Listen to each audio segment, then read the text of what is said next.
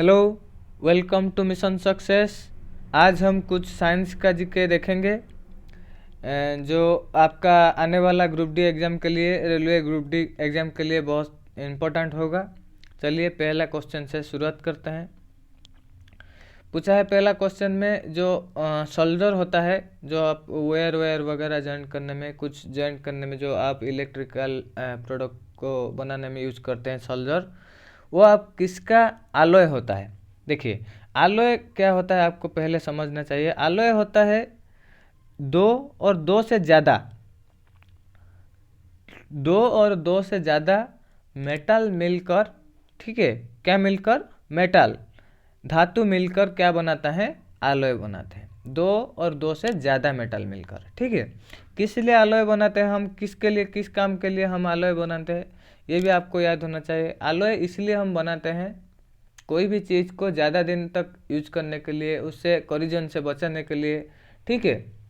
ऐसे कि मान सकते हैं ऐसे दो तीन धातु को मिलाकर हम ऐसे चीज़ बनाएंगे जो हमारा ज़्यादा दिन तक टिक सके, ज़्यादा दिन तक हम उसको यूज कर सके, ज़्यादा मतलब रेजिस्टेंस वाला चीज़ होता है, वो होता है आपका alloy।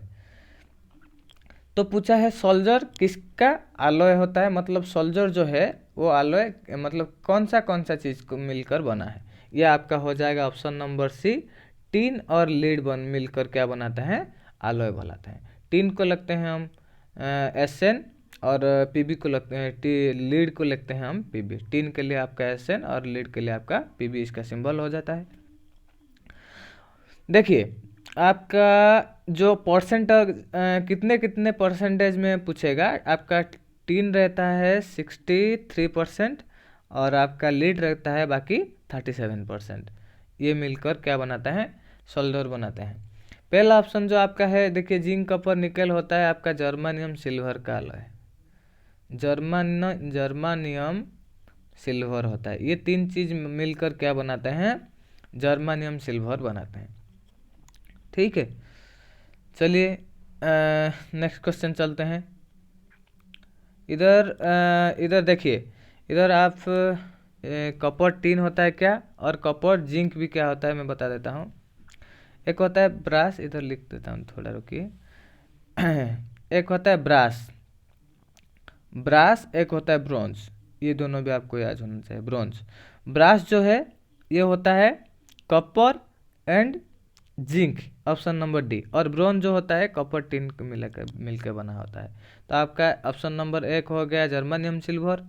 ऑप्शन नंबर 2 कॉपर और टिन मिलकर क्या बनाता है, ब्रोंज बनाते हैं। और टिन और लीड मिलकर क्या बनाते हैं, आपका सोल्जर बनाते हैं।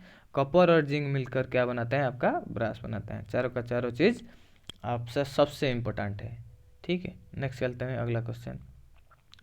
अगला क्वेश्चन पूछा है आपका जो इंडियन गैस है, घर में जो आप इंडियन गैस कंपनी का यूज करते हैं, आप HB गैस भी यूज करते हैं, LPG जो भारत गैस भी यूज करते हैं, ये इंडियन गैस का पूछा है। वो कौन सा चीज़ मिलकर बना है। आपका इंडियन गैस के अंदर आपका पाया जाता है कौन सा गैस, ब्यूटेन एंड प्रोपेन। ये दोनों सबसे मेन चीज़ है आपका, ब्यूटेन उसके बाद प्रोपेन। अगर मेन कॉन्स्टिट्यूएंट पूछेगा तो आपको बताना है ब्यूटेन। तो जो भी हो, ब्यूटेन और प्रोपेन मिलकर क्या बनाता है, आपका LPG हो, लिक्विफाइड पेट्रोलियम गैस हो, आपका भारत गैस हो, इंडियन गैस हो, HP गैस हो, जो भी गैस है ये दोनों चीज़ मिलकर बनाते हैं। इसमें और एक चीज़ मिलता है, LPG का फुल फॉर्म क्या होता है, लिक्विफाइड पेट्रोलियम गैस, ये भी आपको याद होना चाहिए। इसके अलावा ब्यूटेन और प्रोपेन का अलावा और एक चीज़ मिलता है जिसको हम बोलते हैं इथाइल मर्केप्टान। इथाइल मर्केप्टान, जिसको हम थियो इथेनॉल भी बोलते हैं। आपको ऐसे याद रखना है, इथाइल मर्केप्टान जो है ये LPG के अंदर और इंडियन गैस के अंदर जो भी गैस है उसमें हम यूज करते हैं। किस लिए यूज करते हैं, आपका क्वेश्चन कैसा आएगा, जो स्मेल के लिए। जो ब्यूटेन होता है और प्रोपेन होता है वो उनका कलरलेस, ऑर्डरलेस, मतलब उनका कोई स्मेल नहीं होता है, ठीक है। अगर आपका गैस लीक करता है आपको पता चलता है कैसे, किसके वजह से, आपका इथाइल मर्केप्टान के वजह से ही आपका जो गैस लीक होना ये सब पता चल जाता है। ये सब आपको याद रखना है। आपका जो गैस जो आप स्मेल कर पाते हैं, स्मेल गैस के अंदर कैसा बदबू आता है, ये किसके लिए, इथाइल मर्कैप्टन के लिए। ठीक है, तो देखिए आपका ब्यूटेन का हो गया। ब्यूटेन का जो केमिकल फार्मूला होता है C4H10 होता है, और प्रोपेन का होता है C3H8 होता है। ठीक है, C3H8 और C4H10 होता है ब्यूटेन का। ठीक है, और एक होता है ब्यूटेन प्रोपेन, और एक होता है इथेन। इथेन क्या होता है ये भी आपको एक्स्ट्रा बता दे रहा हूँ मैं, C2H6 होता है इथेन। तो चलिए अगला क्वेश्चन चलते हैं। इस सब का सब सारे के सारा आपके लिए इम्पोर्टेंट है, याद रखना है। इंडियन गैस में ब्यूटेन और प्रोपेन को हम यूज़ करते हैं, ऑप्शन नंबर 1। ठीक है, आपका अगला क्वेश्चन है the gas which emits from rice field. जो आपका चावल का खेत है, खेत वगैरह में कौन सा गैस आपका निकलता है, आपका गैस निकलता है मीथेन। मीथेन को हम CH4 लिखते हैं। जो पेडी फील्ड होता है, धान का खेती होता है, वो उसमें क्या कौन सा गैस निकलता है, मीथेन गैस निकलता है। मीथेन को हम क्या लिखते हैं, CH4 लिखते हैं। मीथेन को हम गोबर गैस बोलते हैं। गोबर के अंदर भी भरा जाता है, जो बैलून वैलून वगैरह उसमें, सॉरी गलती बता दिया, गोबर गैस बोलते हैं इसको, मीथेन को। जो आपका बैलून के अंदर हीलियम भरते हैं, गोबर गैस बोलते हैं। इसको हम CH4 लिखते हैं। और इसको मार्स गैस भी बोला जाता है। दलदला वाला गैस जो है, दलदला में वो गैस निकलता है जो वो मार्स गैस बोलते हैं। ठीक है, आपका एक प्लैनेट है, पता होना चाहिए, आपका एक प्लैनेट है जिसको बोलते हैं हम यूरानस। यूरानस जो प्लैनेट है, यूरानस, उसका कलर ग्रीन होता है। कौन सा प्लैनेट का कलर ग्रीन होता है ये भी पूछ सकता है, यूरानस का। वो किसके लिए ग्रीन कलर किसके लिए है, ये भी आपका मीथेन के लिए, यानी CH4 के लिए। मीथेन को हम गोबर गैस और मार्स गैस भी बोलते हैं। यूरानियम का कलर ग्रीन होता है, इसलिए इसके अंदर ज़्यादातर मीथेन पाया जाता है। ठीक है, CH4 होता है इसका केमिकल फॉर्मूला। ठीक है, अगर देखेंगे इधर नाइट्रोजन जो है, नाइट्रोजन आपका जो एरोप्लेन का टायर वगैरह में, और आपका जो जो आप चिप्स खा रहे हैं, जो आपका आप जो लेज खा रहे हैं, कुरकुरा खा रहे हैं, जो पॉलीथीन के अंदर ये गैस भी भरा जाता है। ठीक है, चलिए अगला क्वेश्चन चला जाते हैं, देखते हैं। आपका अगला क्वेश्चन है the gas is commonly used in anaesthesia. Anaesthesia मतलब, ये एनासिंथेसिया क्या होता है, एनासिंथेसिया मतलब आपका बेहोशी का जो दवाई देते हैं डॉक्टर। आप जब मेडिकल जाओगे, आपका ऑपरेशन जो वगैरह होता है, उसमें आपको क्या बेहोशी का एक दवाई दे रहे हैं, मतलब दे देते हैं, इंजेक्शन जैसे हो गया, वो होता है एनासिंथेसिया। इसको हम, इसका आंसर क्या हो जाएगा, ये कौन सा गैस होता है, नाइट्रस ऑक्साइड। इसको हम लाफिंग गैस भी बोलते हैं। लाफिंग गैस जो हास्य गैस होता है, इसको हम नाइट्रस ऑक्साइड को भी बोलते हैं, वो एनासिंथेसिया भी होता है। इसको लिखते हैं N2O। देखिए NO2 में कंफ्यूज नहीं होना, ये गलत है। आपका इसका फॉर्मूला होता है क्या, N2O। ठीक है, ये आपको याद रखना है। आपका क्लोरीन को पता हो गया, ब्लीचिंग पाउडर के अंदर मिलता है, जो ब्लीचिंग क्लोरीन वगैरह साफ़ सफाई वगैरह के लिए यूज करते हैं। नाइट्रोजन के लिए अभी बताया। और एक होता है हाइड्रोजन सल्फाइड, जो है इस जो आपका NTPC एग्ज़ाम चल रहा है अभी, उसमें पूछा था। हाइड्रोजन सल्फाइड आपका जो सिल्वर होता है, चांदी होता है, चांदी का कालापन जो ब्लैक हो जाता है चांदी, वो किसके वजह से होता है, हाइड्रोजन सल्फाइड के लिए।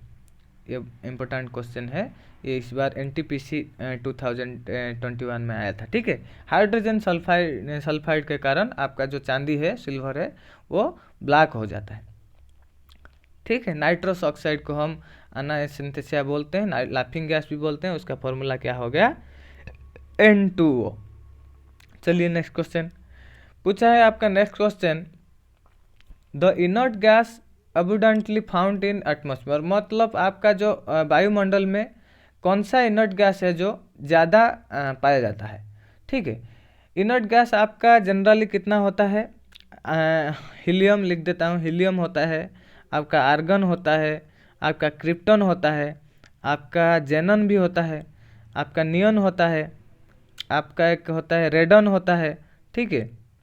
और एक जो ऑग्नेशन जो आया है नया वाला 118 नंबर जो आपका उसका एटॉमिक नंबर है, लिख देता हूँ उसका पूरा नाम, ऑग्नेशन जो बोलते हैं, ऑग्नेशन, उसको OG लिखा जाता है, ठीक है, OG लिखते हैं उसको।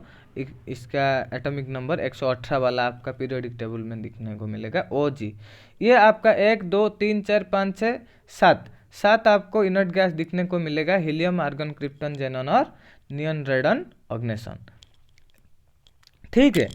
तो इनमें से पूछा है कौन सा इनर्ट गैस आपका एटमॉस्फेयर वायुमंडल में ज़्यादा पाया जाता है, बताइए। तो इनमें से आपका आंसर हो जाएगा आर्गन। आर्गन जो है आपका वायुमंडल में ज़्यादा पाया जाता है। अगर पूछेगा वायुमंडल में कौन सा इनर्ट गैस नहीं पाया जाता है, वो आपका हो जाएगा रेडन। ये भी आपको याद रखना है, ज़्यादा पाया जाता है आर्गन और नहीं पाया जाता है वायुमंडल में रेडन। रेडन को हम कहाँ से, मतलब रेडन गैस कहाँ से मिलता है हमको, जब आपका रेडियम जो है, जो रेडियो एक्टिव एलिमेंट होता है रेडियम, और वो उसका जो एंड प्रोडक्ट होता है रेडियम, जब उसका रेडियो धर्म जब ख़त्म हो जाता है, उसका एंड प्रोडक्ट जो होता है उनमें से पाया जाता है आपका रेडन गैस निकलता है। और आपका कुछ जो मिनरल होता है यूरेनियम वाला जो है, यूरेनियम आपको पता होगा, यूरेनियम जिन जिन रॉक में, जिन जिन चट्टान में आपका यूरेनियम पाया जाता है, उनमें से भी आपका क्या निकलता है, रेडन मिलता है। लेकिन आपका एटमॉस्फेयर से ये डायरेक्टली नहीं है, रेडन गैस नहीं होता है, और ज़्यादा पाया जाता है क्या, आर्गन, ठीक है। इसमें हम जेनन को स्ट्रेंजर गैस बोलते हैं, स्ट्रेंजर गैस बोलते हैं जेनन को, ठीक है। और आपका हीलियम हीलियम हम बैलून के अंदर भरते हैं, आपको पता है, अभी अभी बताया, ठीक है। आर्गन जो है वो भी हम, आर्गन तो ज़्यादा मात्रा में पाया जाता है। ये हम बल्ब के अंदर, जो आपका इलेक्ट्रिक बल्ब है उसके अंदर भी हम क्या करते हैं, आर्गन को यूज करते हैं। क्यों, आपका जो बल्ब का फिलामेंट होता है, जो फिलामेंट होता है ऐसा, उसको सेव करने के लिए, ठीक है, फिलामेंट को सेव रखने के लिए, ज़्यादा दिन तक रखने के लिए हम बल्ब के अंदर, इलेक्ट्रिक का बल्ब के अंदर क्या यूज करते हैं, आर्गन यूज करते हैं। फिलामेंट कौन से धातु में मतलब ये बना होता है, आपका याद रखना है, टंगस्टन। फिलामेंट जो है आपका टंगस्टन धातु, लिख देता हूँ, टंगस्टन धातु का बना होता है, ये भी आपको याद रखना। बल्ब का जो फिलामेंट है उसको सेव करने के लिए हम आर्गन गैस का यूज करते हैं। आर्गन आपका ज़्यादा मतलब पाया जाता है, ठीक है। आपका जो है रेडन, जो अभी अभी बताया, रेडन एटमॉस्फेयर से नहीं मिलता है। रेडन गैस जो है वो आपका कैंसर ट्रीटमेंट के लिए भी यूज होता है, कैंसर में ट्रीटमेंट के लिए आपका रेडन गैस यूज होता है, ये भी आपको याद रखना है। इससे पहले जो 118 नंबर वाला एलिमेंट आया है, ऑग्नेशन जिसको बोलते हैं, ठीक है, वो जो है आपका जितना भी आपका इनर्ट गैस होता है सबसे भारी होता है, हैवीएस्ट होता है। इससे पहले कौन था, रेडन ही था। जब से ये आया कहीं कहीं बताया जाता है, ये ऑग्नेशन जो है उसका वो सबसे इनर्ट गैस जितने भी है वो उनमें से सबसे हैवीएस्ट होता है ऑग्नेशन। उससे पहले कौन था, रेडन था। आपको अगर ऑप्शन में ऑग्नेशन नहीं दिखेगा तो रेडन में मार्क कर देना। सबसे हैवीएस्ट इनर्ट गैस के अंदर सबसे हैवीएस्ट कौन होता है, रेडन। उसको कैंसर ट्रीटमेंट के लिए भी हम यूज करते हैं, ठीक है। ये था पूरा मतलब जीके का पोस्टमार्टम कर दिया हम। अभी चलते हैं नेक्स्ट क्वेश्चन पे। इसका आंसर आपका क्या आ जाएगा, आर्गन आ जाएगा, ठीक है। ये आपका लास्ट क्वेश्चन है, देख सकते हैं। नेल वार्निश जो है, मतलब आप जो नेल पॉलिश पहनते हैं नाखून में, उसको मिटाने के लिए, मतलब पूछा है रिमूव करने के लिए, ठीक है, आप इनमें से किसको यूज करते हैं। यह आपका हो जाएगा एसीटोन।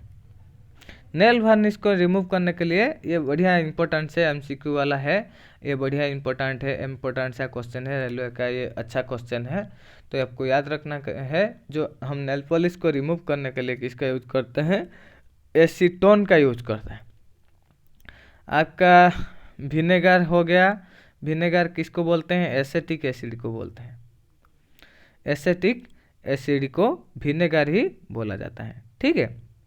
एसिटिक एसिड को क्या लिखते हैं या विनेगर को क्या लिखते हैं, CH3COOH, इसका केमिकल फॉर्मूला। देखिए एसिटिक एसिड एक आस्कॉर्बिक होता है, आस्कॉर्बिक एसिड, इनमें से कंफ्यूज नहीं होने का, ठीक है। ये अलग है, ये अलग है, एसिटिक एसिड अलग है और आस्कॉर्बिक एसिड। आस्कॉर्बिक एसिड कहाँ मिलता है, आपका विटामिन सी का केमिकल नेम होता है, ठीक है। एसिटिक एसिड वो अलग होता है, उसका केमिकल फॉर्मूला ये हो जाता है CH3COOH। और है आपका इथानॉल, इधर देख सकते हैं, थोड़ा मिटा देता हूँ। इथानॉल, इसको हम इथाइल अल्कोहल भी बोलते हैं, इथाइल अल्कोहल जो पीने वाला शराब, हम जब वाइन पीते हैं, शराब पीते हैं, उसमें ये होता है इथानॉल या इथाइल अल्कोहल होता है, ठीक है। और जो पॉइजन वाला, जहरीला वाला, इसको देखिए इथाइल अल्कोहल को हम लिखते हैं C2H5OH, OH ग्रुप जिसमें आएगा अल्कोहल वाला ग्रुप, ये आपको याद रखना है। C2H5OH इथाइल अल्कोहल को बोलते हैं, जो पीने वाला शराब में होता है। और एक होता है मिथाइल अल्कोहल। मिथाइल अल्कोहल जो है, लिख देता हूँ इधर, मिथाइल अल्कोहल, मिथाइल अल्कोहल जो है उसको हम लिखते हैं क्या,